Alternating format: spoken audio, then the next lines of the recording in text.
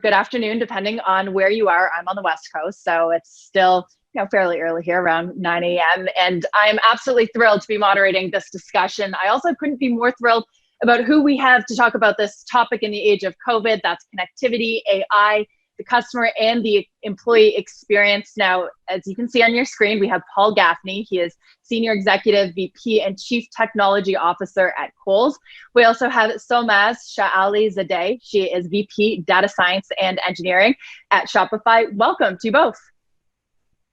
Thanks, Deirdre. Great to be here. And I have to say, you have fantastic backdrops. Solmaz, you have plants, always necessary. Room Raider on Twitter would give you a bunch of points for that. And Paul, you have a very great bookcase. We were trying to read the titles there, but he won't let us on just yet, maybe a little bit later. For all of our participants, if you have keeping items, this is interactive. So please participate. Ask any questions you want. We'll be monitoring chats. And the way that you can do so, there's two ways. One is raise your hand. And if I call on you, our producer will either unmute your audio or tell me the question that you have given. Your video will not turn on, but we will potentially hear you, or I will relay your question. You can also just write your questions in the text of this chat, and I will monitor that. So I'll try to get to as many as I can. And if you see me reaching towards the camera just like this, that is exactly what I'm doing in this new age of Zoom panels. And let me get out of it. So bear with me. Okay. So I think we're ready to kick it off. Are you guys ready, Paul and Solmaz? Yep, ready. Fantastic. Well, I thought this was such an interesting panel because we have what we might have thought as traditional and next generation retail, but I'm sure as we're going to find out very, very quickly in this panel that they're very quickly melding into each other. Now, Kohl's has had a partnership with Amazon for some time. We're going to talk about that. Shopify has just inked a deal with Walmart. We're going to talk about that too. Brick and mortar, the in-person customer experience, and the e-commerce experience, both proving critical even in this age of COVID as the pandemic changes the way that we live and shop. And Paul, I want to start with you because just a few months ago when COVID hit, Kohl's had to shut down all of its physical stores and figure out another way for customers to get the things that they really needed very quickly.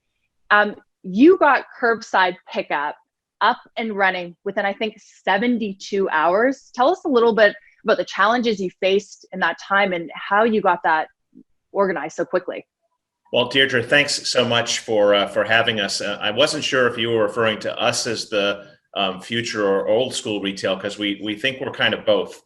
I do hope that everyone who's giving some time to this today is also doing their best to adjust. So thank you all for spending some time with us. One of the, I think, benefits of this crisis that we've all been thrust into is it has caused those of us who are always customer focused to be even more laser customer focused. And like you said, when we had to close all of our stores, we still had a lot of customers who wanted product from Kohl's. First of all, we saw that in a dramatic increase in our e-commerce business. So orders started to increase substantially. And as that happened, we noticed, we get a lot of data, as everyone does, and we can see when people are hesitant to pull the trigger on a purchase or feedback they give us. And a lot of folks found still our relatively generous free shipping threshold a little bit of a deterrent to them completing their purchase. And we concluded we needed to have another way to leverage our 1,100 plus store footprint. We had been experimenting with curbside in about 5 stores. And the head of stores and I just made a decision one day that it was time to make that happen nationwide, despite the fact that a lot of folks didn't think we were quite ready. And we had a great team come together and launch that within about 72 hours. And I think it's emblematic of the pattern of doing business faster. It certainly wasn't perfect, but we set ourselves up to listen to customer and frontline associate feedback, and we made little changes to that program pretty much every day for its first 6 or 7 days of existence. And we're quite happy with where it is now. It quickly became about 15% of our online business, and that's a higher penetration rate than our pickup in store business was in the pre-crisis world. Right now, Solmaz, Kohl's has Paul to sort of spearhead this, and he has lots of experience at other retailers. But for all the small and medium-sized businesses that suddenly found themselves having to shut down their physical stores and develop an e-commerce solution, an e-commerce platform, what did you see at Shopify as a solution for many of them when the pandemic really started to take a hold? Yeah, exactly. So I'm just going to share what Shopify does, because many people might not know in the audience what Shopify is. We are a global leading commerce platform empowering over 1 million businesses of any size. So when COVID started hitting, one of the things that became really key for us was this significant investment we have done in data science and engineering at Shopify through the years. And our data and understanding of the market became a driving force on how we responded. Within a few days of COVID really hitting, we had built a task force that understood the insights that were happening across the business and surfacing them back to Shopify and merchants. Based on that, we were able to build products similar to what Paul mentioned. We have pickup in store, but we also did other products based on the data we were seeing. For example, one of the things we noticed was that the number of people wanting to start a new business was increasing in the areas that were going through lockdown. And based on that, we actually started a 90-day free trial for new merchants to allow them to start and expand businesses during this time. And the beauty of Shopify as a platform is that we democratize commerce for everyone. And the way we do that is by democratizing technology. So as you mentioned, rightfully so, this technology typically is reserved for very large retailers with a lot of resources. But small to medium businesses often get left out. Power of a platform like Shopify is that all of these 1 million merchants all of a sudden have access to all of these new products that we built. And I'm really happy to share for the first time that we actually passed the 1 million order that was picked up locally across the platform since we have launched this feature. So merchants are definitely seeing, and buyers are seeing what we're building in response and adapting to them. So, how quickly did merchants start to come to you? What were some of the challenges that you were hearing and some of the things that maybe merchants were worried about, especially as their businesses were at stake? And how did you address that? So for our existing merchants, one of the things we saw quickly is the need for capital, the need to have cash to basically keep their business afloat. We have a machine learning driven product of capital where we give cash to our merchants to help them grow their business. This was a pre-existing product before COVID. But when we saw the increase in the demand, we actually launched it in Canada and UK during COVID. And just in Q1, we have extended over $162 million with capital. So that was something we did for existing merchants. But then we also saw a lot of new merchants, as you mentioned, coming into the platform. So making sure that they can sign up without being worried about paying subscription for 90 days, setting up the store easier was some of the things we did. And interestingly, some of the world's largest brands during this time also decided to make a direct-to-customer presence for themselves. And some of them, like Lindt and Campbell, were able to go from signing the contract to being online in 7 days with Shopify. Now, Paul, I wonder, what was the response from customers? Did they know that they could go to Kohl's to get those things that they need very quickly? Or how did you go about educating customers that you were there for them when perhaps they might have turned to a Walmart or an Amazon, which had their own challenges in meeting that huge demand? Yep. Yeah, we have a super nimble marketing and merchandising team, and as soon as we decided internally that we were going to turn curbside on everywhere, we very quickly deployed pervasive messaging. We changed the way the cart worked to make that obvious. Thankfully, we had a lot of the underlying ingredients. We just hadn't contemplated yet rolling that out at scale, and we just accelerated that. And we have a very loyal customer base. And what was interesting is, for the first time, we had a meaningful cohort of customers who had been stores-only customers who now became essentially omni-channel customers because we made pickup available. And it's just an interesting insight into, I think we all appreciate the convenience of e-commerce. There are a lot of American consumers who their predominant mode for everything is still to go to a store. So it was very interesting to see that shift of these sort of durably loyal, but historically store-only customers now start placing orders. And it was definitely the presence of curbside that turned it on to them. Yeah, and so I want to talk about the future of retail in a post-COVID age when perhaps you can go into stores, but people have become used to shopping online. It's become more of a habit. Solmaz, let's go to you first. What do you think people are looking for as the economy begins to reopen? What have you seen through the data? Are people more comfortable shopping online, or is there something that can't be replaced by the in-person human experience? So at Shopify, we have had a multi-channel, omni-channel presence for years. So our merchants can sell their products, be it in store, online, on various social media sites. We really want merchants to have freedom to meet their buyers where they are. Similar to Paul, we have seen cohorts of buyers that are come online for the first time. We also initially saw a lot of sales from the traditional brick and mortar stores stop. But then what was beautiful was seeing all of those merchants recoup almost 90% of their POS sales from pre-COVID online. So I think while some of where buyers are going to shop may change, but having an omni-channel presence would ensure that our merchants are able to really meet these buyers regardless of where they show up. And Paul, are there early signs right now that you're seeing that there is still demand for that in-person experience? Are people coming back as the economy reopens? Deirdre, when you said we were going to talk about the future of retail, I was so excited because I thought maybe you had some insights. I think that for all of us, the future of retail is actually very challenging to predict because we've got so many unusual things going on right now.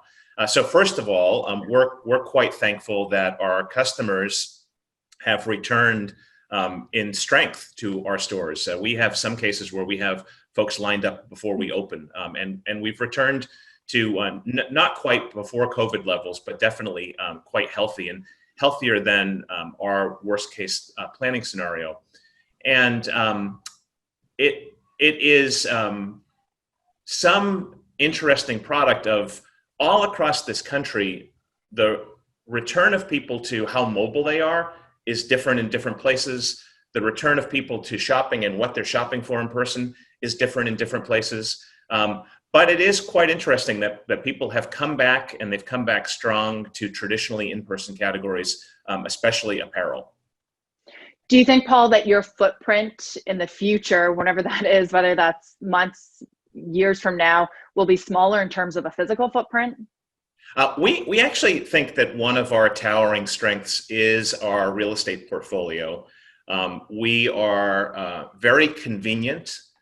We are largely off mall, so we're not afflicted by some of the kind of concentration fears that people still seem to have of going to larger places. And curbside has shown that we're a super convenient pickup place. On a four-wall profitability basis, we're quite happy with the performance of all of our fleet. So we don't see any shrinking. We're actually thinking about how might we be of better service to the customer who really wants to and needs to go to a physical location. Solmaz, what are you hearing, if anything, yet from your merchants? Are they thinking about shrinking, or on the flip side, expanding their physical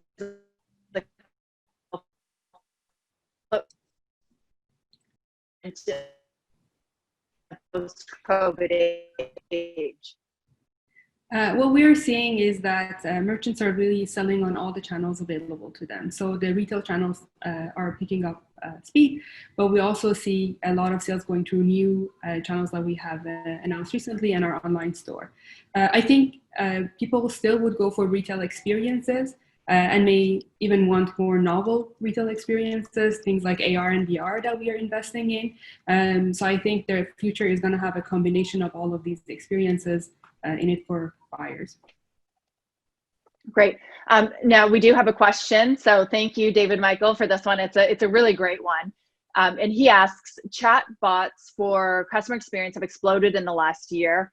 What are the compelling use cases you're seeing with AI-driven chatbots engaging with employees? Paul, let's give this to you first. That's a great question, because at Kohl's, our primary use until very recently of chatbots was with employees. We have, in partnership with Google, and we demoed this live in the Google booth at NRF this past conference. We have an AI bot named Evan and a number of things built on top of Evan where we can take live text chat into a lot of our back office systems. It started with things like making requests for technology service, and we've now extended it to things on our Workday-based HR platform, so you can do HR transactions through chat.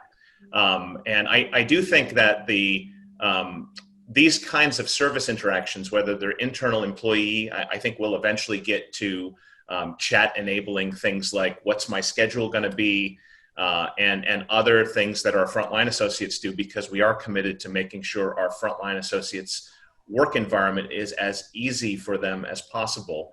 But that migration of service to quasi-human, quasi-machine, I think is very important, and it definitely has accelerated during the COVID crisis. Right. It's one of these technologies, and certainly we talk to a lot of cloud companies about this shift that was already underway, but now has been put into hyper speed. So, Yes. Solmaz, what do you think are some other technologies that are getting boosted by the pandemic, the work from home trend, the e-commerce trend that we're seeing really explode right now? I think machine learning and AI in general have really scaled a lot during this pandemic because prior to pandemic, we all had an understanding of our market and our users, and that understanding under pandemic changes radically and quickly, and you need to be able to listen and learn very rapidly. Machine learning and AI allow you to do that in a reasonable way with less resources than if you had to scale this with humans. So, for example, for us, having a machine learning driven capital offering allowed us to scale it really quickly across markets. Other products we've actually had a chat and NLP drive companion for our merchants for past 5 years. It's called Kit. So Kit is actually like a virtual employee for the merchants, helping them place advertisements on Facebook and various channels for them, and just via conversation. So basically it prompts the merchant, I see you have this product, it's selling well, do you want me to place an ad for it? And we already see people thanking Kit, thinking it's a real human, and saying that, oh, Kit is my favorite employee. Okay, very nice. Now, I do want to get to this intersection where you both sit between what we, I guess, traditionally think of as old and new retail, though I know Paul will take issue with me saying that. We'll call it omni-channel because certainly the lines are blurred. And Paul, I want to ask you about this partnership that you've had for a while with Amazon. The idea that people can return their Amazon purchases in person to Kohl's locations, and then the hope perhaps is that you guys, Kohl's, will get more foot traffic and people might shop around. What have you learned from this partnership, and is it materializing in terms of seeing people, driving more foot traffic into Kohl's and getting them to shop there? Yeah, it's a great question, Deirdre. And just for anyone on the call who doesn't know, for a little over a year now, we have been handling Amazon returns at our Kohl's stores. Anyone who lives within a certain radius, and it varies geographically, but you can get presented the option when you initiate a return on Amazon to return it at a nearby Kohl's store. And we've learned several things. We're super excited about the program. It has brought new people into Kohl's who wouldn't otherwise have gone into Kohl's, and many of them buy something. So those are two great things, right? This is essentially a new way to introduce American consumers to Kohl's. It has underscored how important a physical transaction is to some people. They like the convenience and the ease of not having to package up their return, take it to someplace that's a shipping location, or leave it on their porch. They can bring it to us without reboxing it. Our team has done a fantastic job, both the technology team and our stores team, at making those transactions super easy.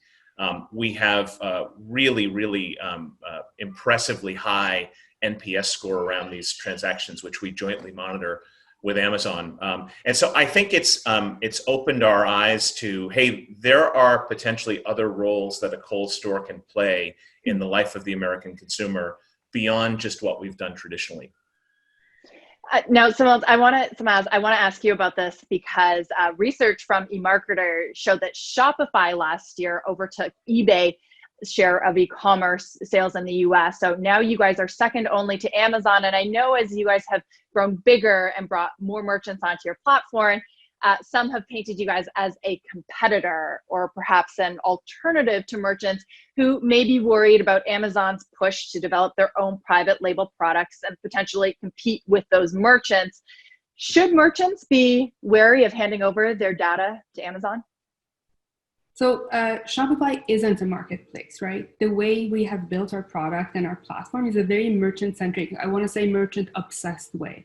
So we built these partnerships with different channel providers to make sure our merchants are able to buy, sell their products and manage them across multiple channels, one of them being places like Amazon or other marketplaces. The thing that we focus on a lot is that in Shopify, the merchant owns the relationship with the buyer. And the reason that matters is that we want our merchants to be able to build trust with the buyers and in the long run a brand where the buyers can go and buy those goods regardless of which channel they are listed on. Interesting. I might argue that Amazon would say a very similar thing there, but I do want to get to some other questions in the queue, and please continue to ask them because they're really great. This one's from Mark Davidson to both of you. And Paul, maybe we'll start with you. As both of your companies adapt to changes in retail, what are the biggest challenges that you're facing to assure readiness for a future that will likely bring yet still more changes? And that's a fantastic question because we are, I think far from through this. And as you said, Paul, we don't really know what the future looks like yet, but what are some of those challenges? I think that question encapsulates the fundamental challenge, and that's at least as we see it, and I'm super interested in what Solmaz sees in Shopify's data. The standard deviation or the variance of American consumer behavior is increasing, not decreasing. And that has all kinds of implications. It's harder to forecast.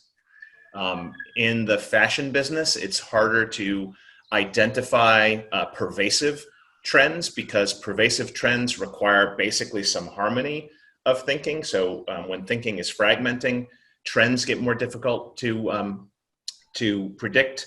Seasonality is changing. Some of that is just changes in weather patterns. And when you are at a nationwide scale and you are in 1,000+ locations, the separation of all that signal becomes very challenging for humans to process, and that's where machines come in place.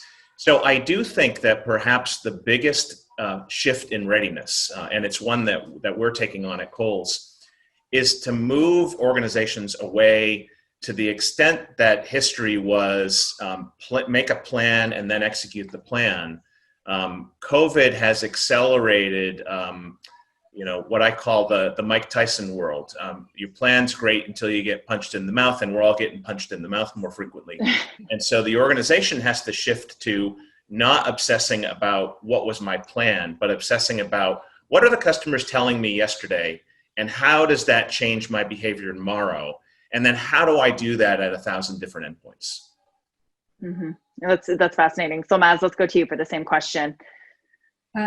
Yeah, so I agree that predicting future becomes harder and harder as the samples of the data you have from the past are not really similar to what's happening. That's why having sort of a task force or a group that is really nimble and real time monitoring the trends that are happening in the business becomes really crucial. We have a presence in 175 countries in Shopify. So we were allowed to observe the sort of different stages of COVID as it was happening around the world. So one area might be in the first stage where they're going through lockdown, another one might be coming out of the lockdowns. And those early insights allows us to adapt quickly to what's about to come in another region. I do agree that doing these things based on year-long plans is going to be impossible, and that's why it's really important to keep an eye for the signals that you get, not just only from data, but hearing from your consumers and what their needs are, and being able to pivot quickly when you see something that doesn't agree with your existing plans. Right, that makes a lot of sense. Now, I can't believe we only have a few minutes left. This went by way too quickly. And unless the producer tells me we can go over time, I won't. But there is one more question that I think is a really good one for Paul. This comes from Stephen Post. He asks, are there specific technologies, Paul, that you're accelerating compared to your pre-COVID roadmap or plan? And you answered a little this before, but if you can be a bit more specific. Yeah, one topic we really haven't addressed, and it is the most rapid adoption, at least for us and others that I've spoke to, and that is just the pervasive use of remote interactive technology. We within about 3 weeks took 500 contact center agents who were only previously able to work in a contact center. They're all working from home now. We still have about 70% of our headquarters employees working from home. Our New York design office is working remotely because the city has not really opened up yet, and we have a presence in the Bay Area, and the Bay Area is still largely on a lockdown, and those folks are all working remotely. And you get interesting stats. I get to see the duration of all the meetings and the number of participants, and I think, it's probably one of the biggest unspoken secrets of business. We all book these hour meetings. Our average of remote meetings is now under 40 minutes. And we have these meetings with large amounts of participants. The average participants in these remote meetings is now trending down below 4. So a lot of things are indicating that people are figuring out how to be more efficient with their time, more efficient with their participation. And the technology to support that, it was not on our plans at all. Unlike curbside was on our plans, but work from home contact center agents, work from home for thousands of corporate employees wasn't on our plans. It's obvious, I think, from my previous answers that accelerating machine-based decision-making at scale, that's definitely, that was on our plans, but that's going to get dramatically accelerated. You got to a topic that I really wanted to hit. We don't have time. So I'm just going to really, really quickly. Solmaz, I know that Shopify was one of the first tech companies to say that we're going to let some, of our employees actually work from home permanently. A number of others have done that. But Paul, as a retailer, has efficiency or otherwise surprised you? Is this something that you think Kohl's would ever consider in terms of your corporate employees?